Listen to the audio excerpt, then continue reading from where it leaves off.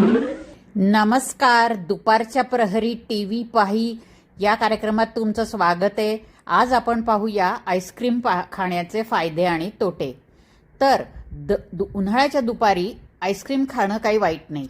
म्हणजे 1 चमचा, अर्धा चमचा, 1.5 चमचा, 2 चमचे खाल्ले तरी काही हरकत नाही.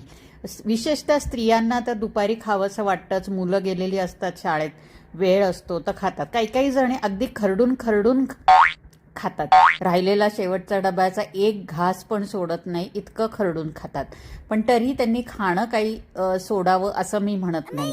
पण आरोग्याच्या दृष्टीने तरी काही गोष्टी तुम्ही टाळणं गरजेचं आहे. म्हणजे काही स्त्रियांनी आईस्क्रीम हे रोजच्या रोज किंवा दुपारी खाऊ नये. त्याबद्दल मी आता सांगणार आहे. तर कुठल्या स्त्रियांनी खाऊ नये? सगळ्यात पहिले 40च्या पुढच्या स्त्रियांनी खाऊ नये. साधारण दुपारी ज्या सोफ्यावर बसून खातात त्यांनी तर अजिबात खाऊ नये. डबा मुलांसाठी ठेवून द्यावा.